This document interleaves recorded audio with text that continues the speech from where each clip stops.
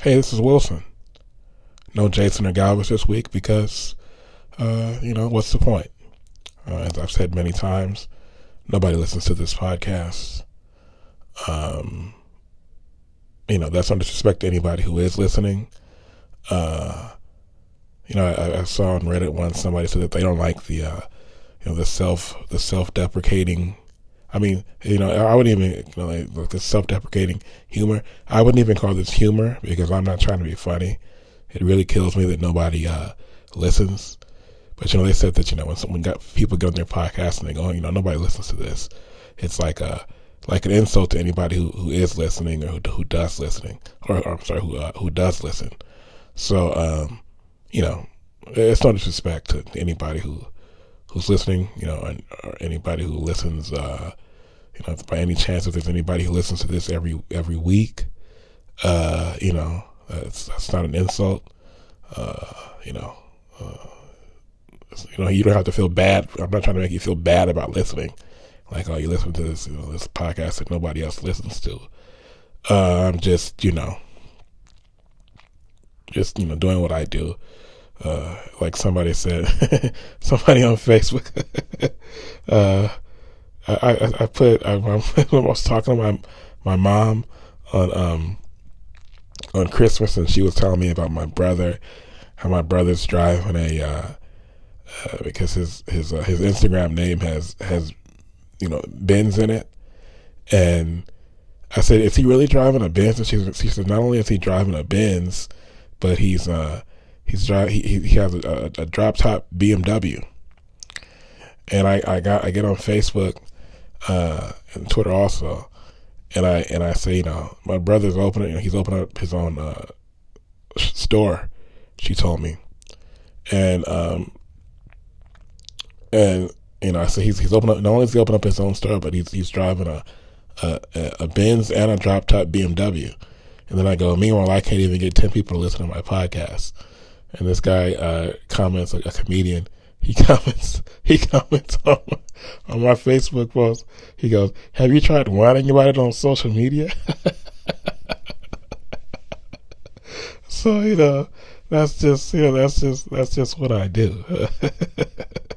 I've always from the second I got on social media, that's what I've been doing. I first got on social media in like 2008, I think. That was when I first signed up to Facebook. I was never on MySpace, and so, but ever since I first joined Facebook in like 2008, and then 2009 I joined Twitter, and then you have Snapchat and Instagram, and I've been heavy on all those sites for ever since I first joined. It's been years and years now of me on social media, and that's what I do. I use it as it's like an outlet for me to express myself and all of my my anguish and all the things that bother me and eat at me. And the podcast is out of all the things that I've failed at creatively.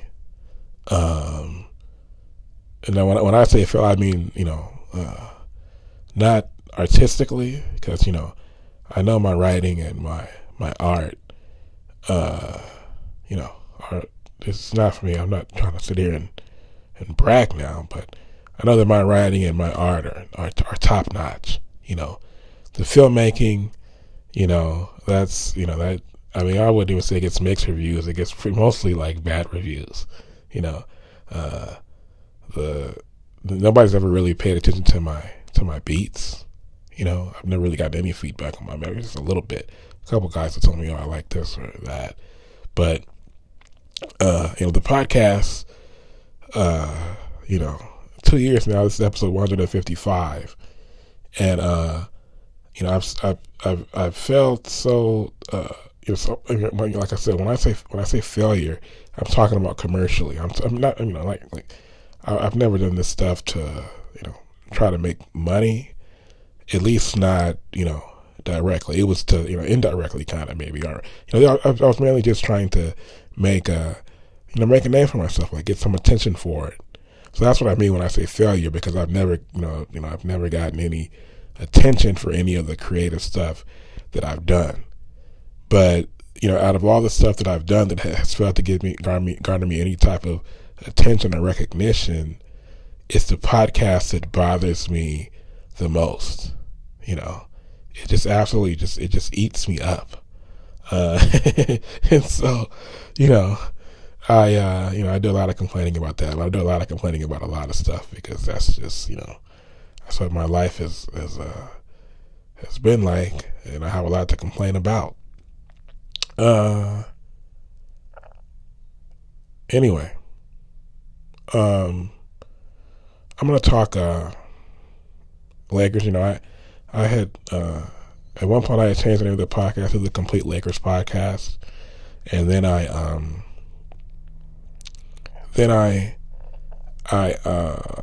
changed back once I realized that it wasn't working. I was trying to niche it up, as they say, and I was going to market it as I was marketing it as a Lakers podcast. It seemed like it was working at first, and then it seemed like people caught on to that. They said, "Well, this is the same guy." It's just, it doesn't matter what the name of the podcast is. It sucks, I guess. And so I just said, okay, well, I might as well just go back to just doing whatever. But then at the same time, I changed my mind again, and I said, well, I don't know. I don't know what to tell you. I'm just always trying to, figure it out. I don't know, man. So I don't know if I'll change the name of the podcast, back or not. But at least for this episode, I'll be focusing on the Lakers, who the NBA season started on Tuesday. We did an NBA season preview at the end of last week's episode. Lakers played 3 games this week. They kicked it off on Tuesday. They played the Clippers, and they lost 116 to 109. Came back on Friday and beat the Mavericks 138 to 115. And then tonight they played the Timberwolves and won it 127 to 91. I think they led by the largest margin was at least 40. I think I saw there at one point they were up by 40. And that was the same day after the Clippers kicked off the day, losing by 51 to the Mavs without Kawhi, and they were down by 50 at the half. It was 77 to 27, and they were I think they were trailed by as many as 57 at least. So they started the day like that, and the Lakers ended the day kind of doing the opposite without Anthony Davis, who had a right calf injury. And the Timberwolves were without Karl Anthony Towns. So it was kind of a wash, but the Lakers won it, like I said, it was 127 to 91. So a 36-point win for the Lakers. 32 assists tonight. That was the thing that stood out. Just how well that they were passing.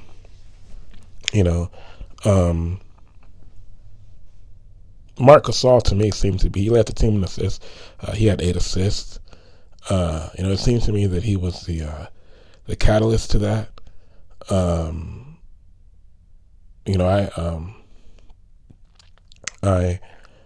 always remember Bill Simmons talking about how, passing in basketball is infectious. Larry Bird, a Magic Johnson, somebody like that. It's like it'll rub off on your teammates. When you have unselfish players. And I think Simmons would talk about like that '86 Celtics team with Bird and Bill Walton. Two of the greatest passers in history, and how they rubbed off on their teammates, and everybody started being unselfish and looking to make the extra pass and things like that. And it's really beautiful to watch when you see it. The '86 Celtics team, along with that other team Walton was on, the '77 Blazers, 2 championship teams. With that '86 Celtics team, probably the best passing team uh, in the history of basketball. Another team that comes to mind would be the Warriors in 2015 and 2016 with all their extra passes and playing unselfishly.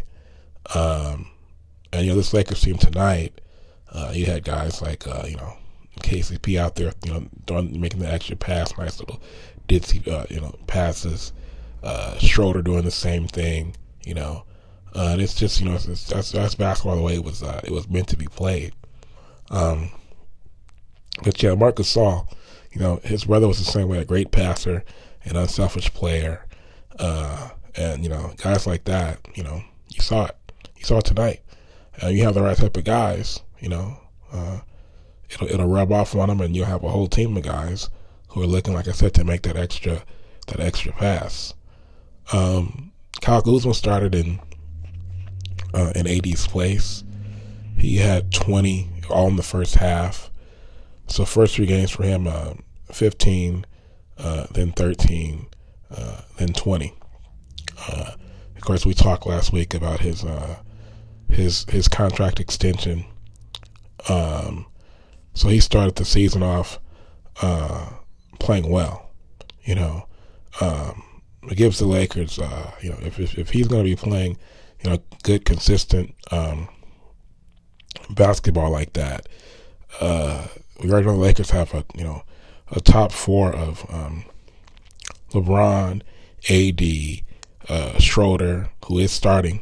There was a question mark going into the season. We know that Schroeder had said during the offseason that he wanted to start. And we didn't know which way Frank Vogel was going to go with it.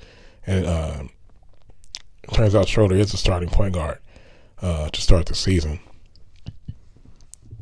But when you already have those, like I said, LeBron, AD, Schroeder, and of course Montrezl Harrell, that's a really good top 4. And then if Kuz is going to be consistent, it just really makes Lakers. It's a dreadnought Lakers team. Schroeder in the first game against the Clippers had 14, 12, and 8. He shot 5 out of 15 in 28 minutes. Montrezl had 17 and 10. He shot 6 out of 7 in 32 minutes off of the bench. The game against Dallas, Schroeder had 18, 6 assists, made 7 out of 11 shots in 25 minutes. Montrezl had 22 and 7 on 10 out of 13 shooting. And then tonight, if I didn't mention it already, I didn't. Schroeder had 11 points, 4 rebounds, and 4 assists. Made 5 out of 10. Montrezl had 12 points. He made 6 out of 10 in the season opener.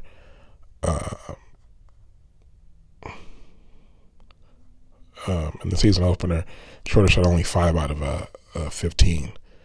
So he's shot better since the opener. But the Lakers, like I said, like I talked about it last week.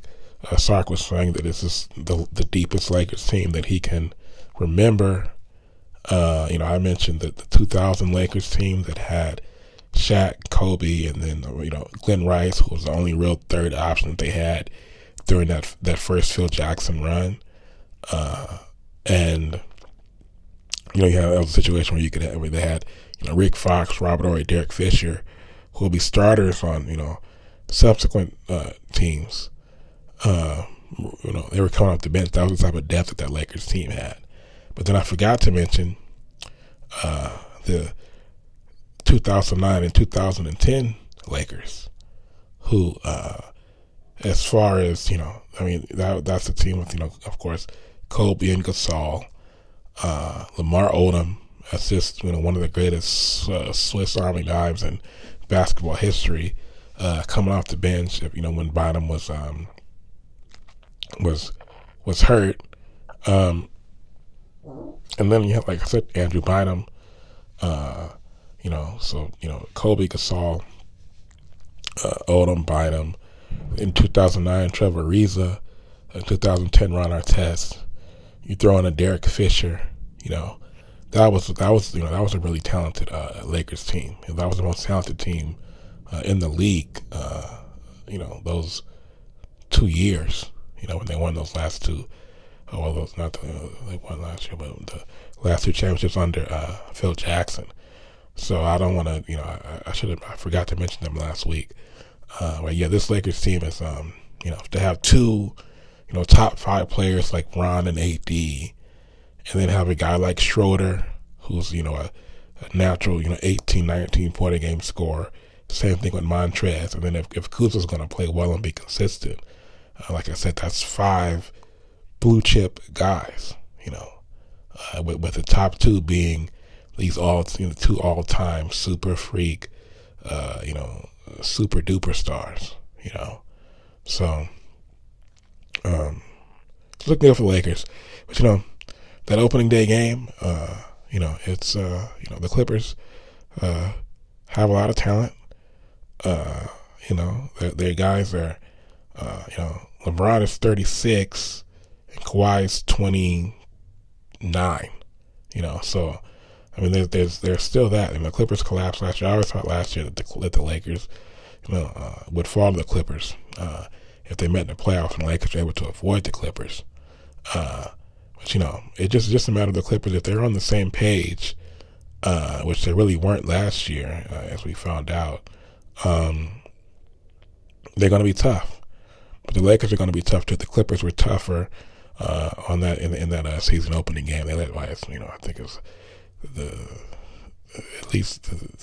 greatest margin was at least 20. So they're gonna, just the amount of talent and having those wings and Kawhi and George and Paul George in their prime, to match up with LeBron. It's a tough matchup for the Lakers. But we'll have to see what happens. It's like I said, it's a really talented Lakers team, but it's a really talented Clippers team too. So we'll have to we'll have to see. It'll be if they meet in May, which should have happened last year. Well, was in May? Was September. But if they meet in the postseason, we'll have to see what happens.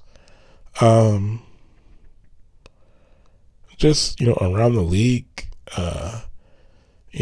Kevin Durant is back. I made a caveat in the last episode, which is that I picked Milwaukee to make the finals, but I said if Durant is healthy, that could change everything. And the first 3 games, he had 22 in the opener against the Warriors on 7 out of 16. Then he had 29 the second game of the season. I forgot who they played. He was 9 out of 16, and then he was 9 out of 15 tonight. They lost to the Hornets, I think. But he's been, he's looked really good. It just seems like maybe it won't be the same type of how do I put this? It's kind of like LeBron. Like LeBron now. How LeBron is still efficient. He's still really, obviously still great, at what he does. But it's not quite the same, like the ceiling isn't quite as high. Yeah, and that was Boston that the Nets played in their second game of the season. So they started off with Golden State, Boston, and today Charlotte. And Durant is he's played well. But like I was saying, I just think that it's maybe not the same. Maybe it won't be the same volume. Like I said, in 3 games, 16 shots, 16 shots, and 15 shots. Um, that's it's I mean that's kind of Durant's such an efficient player that doesn't never. I think he's maybe taken 20 shots a game like once in his career. This is not a guy who's this is a guy who's like I said, he's very efficient. He doesn't take a lot of shots to get his points. He shoots and makes a three well. He of course shoots free throws at a high clip.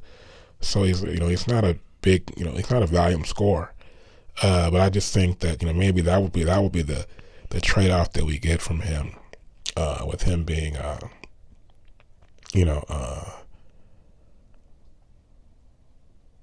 coming off that Achilles injury. Like, I mean, it's all in all, I think it's, if he, goes the rest of the season and he averages, 27 a game and he makes 53%, I predicted that his efficiency would drop and it'd go from, he used to be like pretty much a 50-40-90 guy.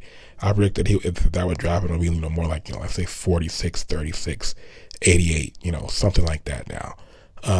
So if he's able to still maintain that efficiency and still get average 26, 27 points a game, that's more than anybody could have hoped for. It'll make me feel good, and should make everybody feel good and feel better about where he is, because he's such a sublime player. He's such a special player. You just hate to see a guy like that. Suffer an injury like that, and then basically like have when he still has prime years left, and he's not and not be the same guy. But even if it's like I said, even if it's not with the same ceiling, if it's not like when he was in Oklahoma City and when he was with Golden State, where it's like this guy can get to 50 points anytime he decides to.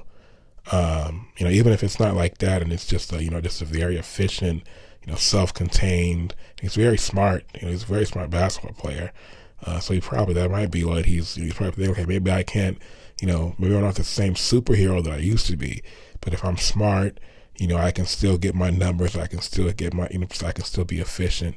That might be how he's looking at it. But it's like I said, it's better than anybody could have hoped for, I think, if you're able to look at his stat line, at the end of the season, and he's still the same 50-40, 90 guy, and still averaging 25 to 28 or something like that. That's more than anybody could hope for. I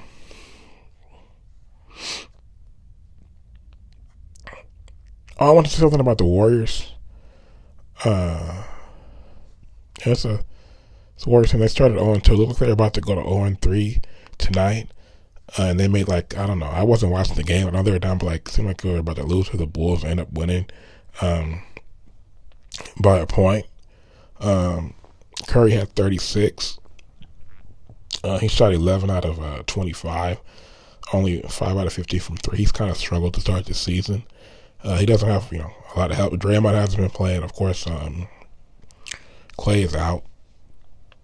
So Andrew Wiggins had 19 and 9, but at a certain point you gotta go. Maybe Andrew Wiggins just is what he is.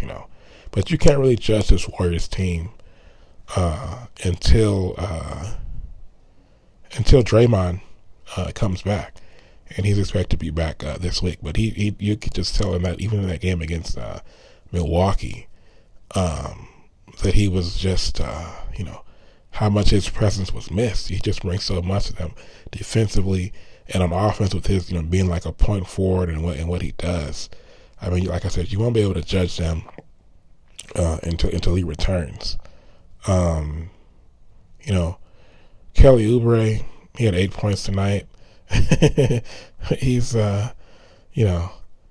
6 points in the first game, then 3 in the second game, and 8 points tonight. That's Klay Thompson's replacement. I mean, he's better than that. He'll play better, but he's having some trouble, I guess, adjusting. He averaged 19 points a game last year. He's really a good basketball player. But I've said before, Golden State, their success was a phenomenon, really, that was built on the unique shooting prowess of Steph and Clay. That was what made it happen. The fact that you have these two uncommonly good shooters, and the type of like the anxiety that they create in the defense just by being on the court. It's like the opposite of. I mean, that's what makes Steph. It's like like Shaq. Shaq draws the attention to the in his prime. In his whole career, Shaq drew attention into the paint, and even without touching the ball, he's creating so much. He's putting the defense in a frenzy. And Curry and Thompson running around, on the perimeter and looking at, to get those 3-point shots. I mean, it puts so much pressure on the defense, and that's how you open things up for everybody else. That's how everything else opens up. So when you take one of those guys away, it's just no way it's going to be the same thing. It's just not possible. It like I said, it was based on this kind of, it was like lightning in a bottle, kind of. To have these two shooters like that. I just saw a video where Steph made I think it was on World Star. There was a clip of where Steph made 105 straight 3-pointers. You understand the level of proficiency and the hours of work putting in to be able to make 105 consecutive NBA 3-pointers, even in a gym where it's just somebody just throwing you just a guy throwing you the ball, and you shooting the ball in an otherwise empty gym. Think about that. So, like I said, if you take even one of those guys away, it's not going to be the same thing. But I don't know. I just think that it can happen too, where maybe even if Clay were back, I mean, that's a team that first of all, there's no fans in the stands, and that's a team that draws on the energy of the crowd at home, but also I think on the even on the road too, and Curry gets pumped up, and they got guys who where it's not like any of those top 3 guys, those core 3 guys, Steph, Draymond, and Clay. It's not like any of those guys were Draymond was a 2nd round pick, Clay was like end of the lottery, Steph I think was like the 8th or 9th pick, and even though he was a big star in college, it's not like those guys were considered these shoe-in, can't miss prospects. They were all kind of overlooked and underestimated, and they play with that chip on that chip on their shoulder. So, they feed off of I think any type of hostility or doubts or anything. Which playing on the road, that's what you do when you go on the road. That's the type of environment you're going into, and so that's one thing. But the other thing is that when you take a whole year off from your program, like an entire year off, and there's they just took the entire year off last year, and then you try to get back into it, not everybody can do that. It's just like when Lil Wayne came back with the Carter 5 after his hiatus, and it's like I was thinking, well, there's no way that he's going to be able to just jump right back in and keep and be what he was, and he was able to do it. But it's not something that happens. It's not what you would expect. That's the thing. It's the continuity and the year after year being in the same program and that mojo that you get. And when you take a whole year off like they did, you can't really expect it to be the same. So I think even if Clay were back, maybe, and if he were out there, a lot can change in a year. They took a year off. Lakers got AD. won the title, freaking, reloaded even after winning the title this offseason. The Clippers built a brand new team. Then Durant went to Brooklyn. It's a different NBA than the last time they, than it was in 2019. So, if it really is over, we've seen the best of them. It was a great run, but I hope they're able to recover, because to me, I've said before, they were the best thing about the NBA for 5 years. The NBA, the league needs that type. Always, that's what the NBA is built on, is having those type of teams, those dynastic teams that can be the hero to their fan base and the villain to the rest of the league, but it's interest either way, and so I'm rooting for Golden State.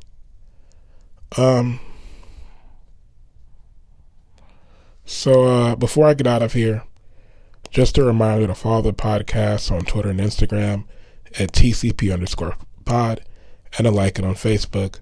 Just search for the Complete Player Podcast. Send feedback and mailbag questions to WilsonReportRedux@gmail.com. Don't forget to rate, review, and subscribe to the show on Apple Podcasts.